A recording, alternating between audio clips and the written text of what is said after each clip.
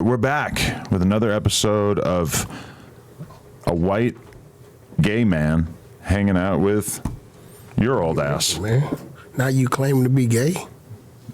I figured I would get there before you got there. I'm never gonna get there. I meant just calling me gay, not like being gay. So you call yourself gay, but you're not gay. Don't put your hand in front of the mic.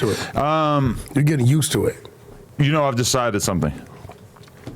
You did just leave out there with. Yes, I was in Zestlanta. And Atlanta. Zestlanta. Atlanta. By the time I left, it was Zestlanta. Well, we know you and Bricc Baby shared the same suite. No, separate rooms. Definitely no. We were across the hall. No, same suite. Nigga, we heard about it, but I'm gonna leave that alone. I heard, I think I heard him beating off one night. Oh, 6-0. The same suite. Huh? Not in the same suite. We're across the hall. Two sweet motherfuckers in the suite, shit. Why not? No. As his manager, I really feel like he needs to steer clear of the gay stuff. Who's manager? Bricc Babies. Not his actual manager, but like, you know, performing some managerial duties. Just because I do it doesn't mean he needs to do it. So off camera, did him and Woody hug? No. Shake hands? Strictly professional. Huh? It was totally professional. You know what's funny? Because you couldn't wait to bring this up. No. You love it. Let me tell you why it's funny. You're mad you didn't go to Atlanta. You wanted to turn it to Zestlanta with me. You wanted to share a suite. Woody DM'd me today because I've been trolling him. What's Woody saying? Nice guy, by the way. I liked hanging out with him a lot. When I made the business decision to go interview people, all these dudes had something to say. He didn't interview Woody. We did an interview with Woody. No. Bricc Baby was not involved. No. Bricc Baby did even more. He went and hung out. I love that I'm getting told this by you, even though you weren't there. What do you mean? He went. People were there. You're basing this on my social media, what I chose to put out there. No, I'm not. Yes, you are. I haven't looked at your social media. Then what do you know? You saw the clip of him standing against the brick wall with Woody. I don't even talk about it. It's a picture. Somebody said, hey, take a picture. I'm talking about him hanging out. Y'all out there riding dirt bikes and quads. I rode the quad. It don't matter. He was out there. He's with him. He's there. Y'all went to the bowling alley. So got some burgers. Hold on. Let's keep it real.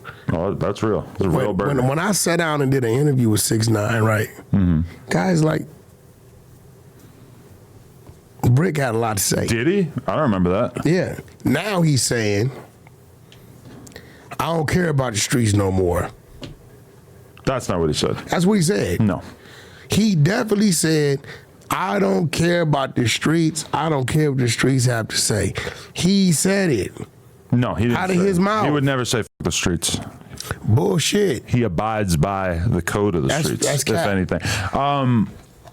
What Bricc was doing that afternoon, he came along with us while we were doing the interview. We're at the studio. He's hanging out. Didn't want to be on camera, even though he probably would have added something to that conversation. He left LAX knowing he was taking you to Woody.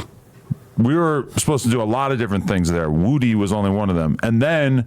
So why he didn't go back to his room? We spent some time stomping around the city, went off to Mechanicsville, and Bricc stayed nearby, held me down. Now, I did have my own security, so not 100% necessary, but Bricc, you know, why would he want to leave his close confidant, hey, bro, alleged gay lover, if you were to ask someone like yourself, hey, personally?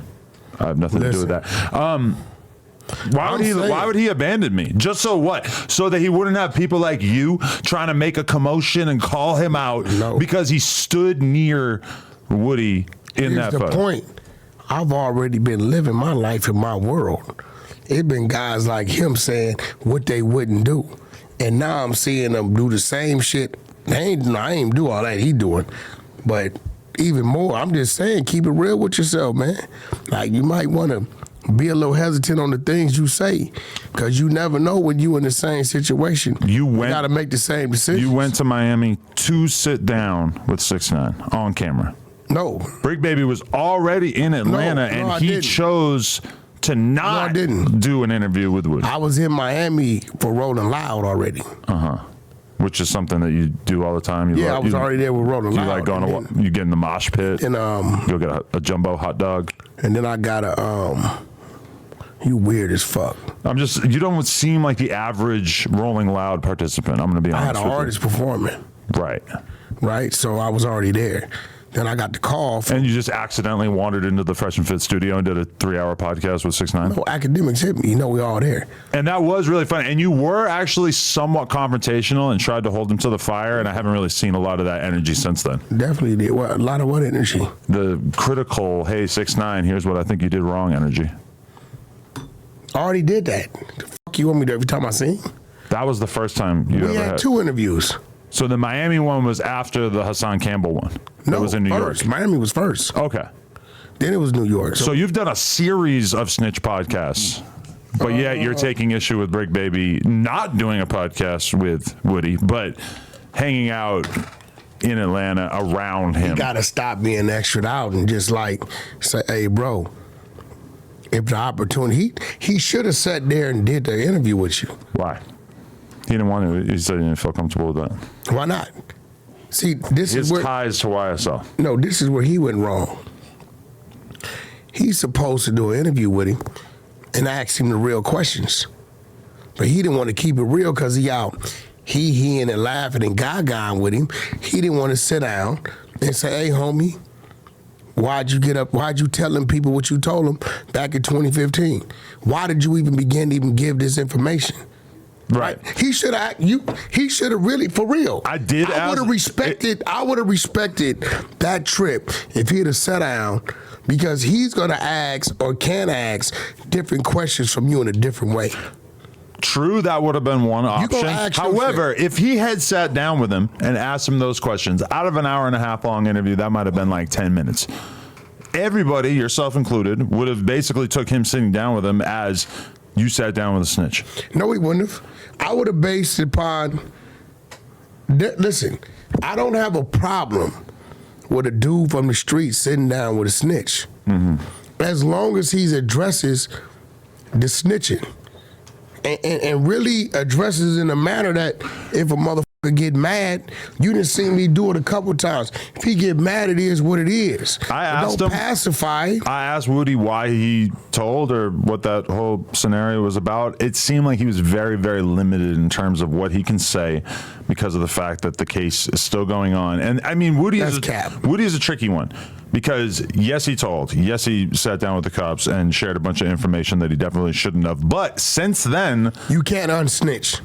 I feel you. But it feels like the city as a whole is being, somewhat more accommodating to him because of the fact that now he's basically making a mockery out of this trial and going up there and basically doing everything that he can to throw a stick in the spokes of the case that's being presented against us. He could, and he's the reason why. 10 years ago. Doesn't matter. I get that. I totally get that. Started 10 years ago. A lot of shit he told them people was part of the serious cases and part of the reason why they even arrested this man. And thought they can charge him with this RICO. Mm-hmm. You eliminate the shootings and the killings and all the shit, God knows what he told them. Mm-hmm. There's a good chance the case ain't even strong enough to be talked about, to even be put in front of the DA to be put on a docket. I would have to look into that a little bit more. What you mean? To figure out how crucial Woody's testimony was. They said Thug's case, his investigation started 10 years ago. Mm-hmm. And Woody testified. 10 years ago. Woody snitched in like 2015, so that's like 9 years ago. Well, if it was really 10 years ago, then maybe somebody else sparked it off. Remember, he got arrested 2023?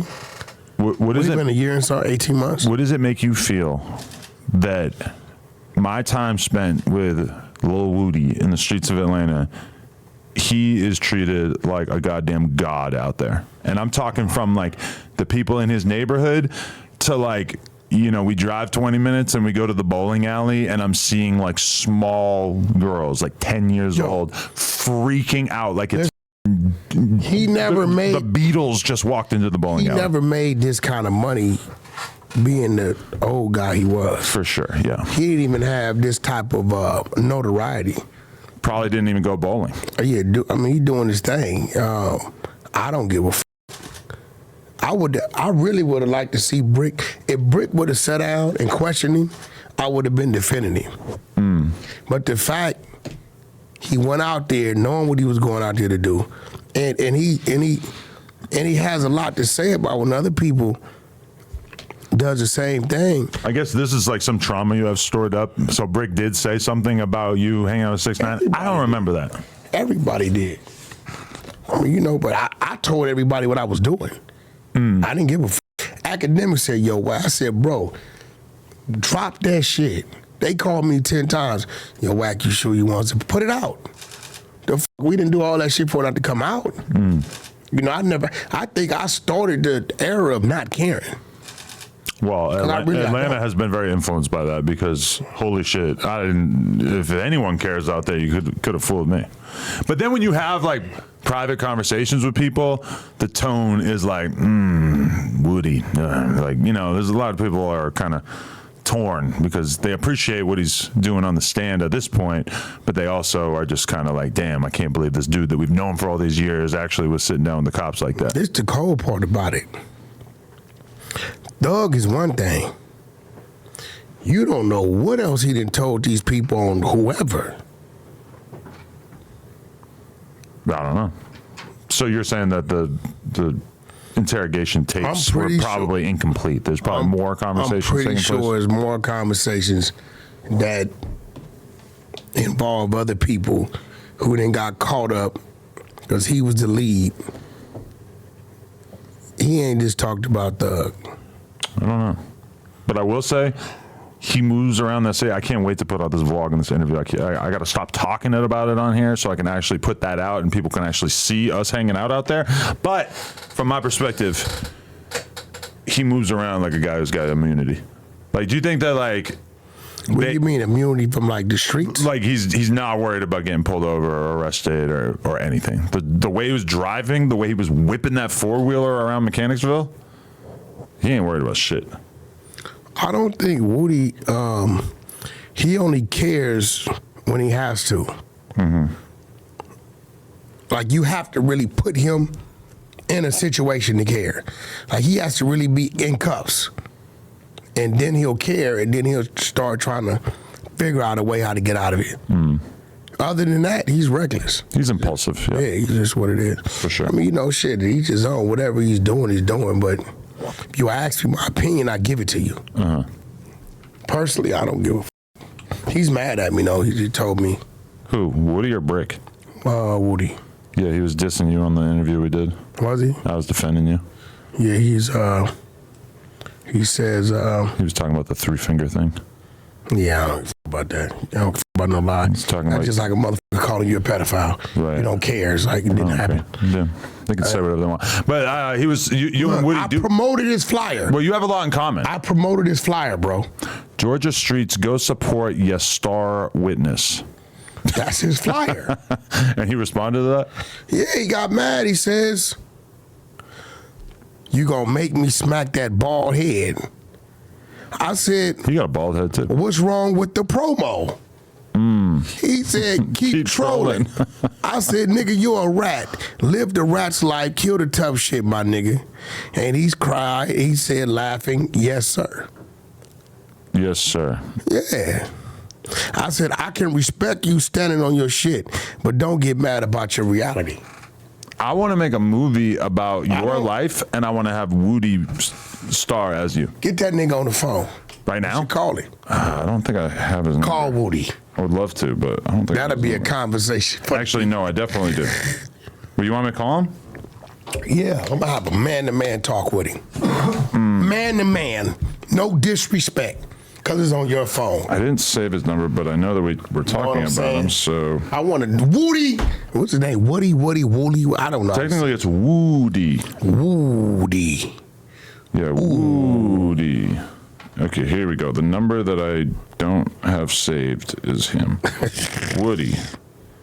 Now, let's call Woody. Let's hit him with the... There we go. Let's see how this goes. He's probably gonna be so happy to hear from me, and then he's gonna realize I'm with an op, and he's like, damn, I'm never picking up those white boys' phone calls again. Okay.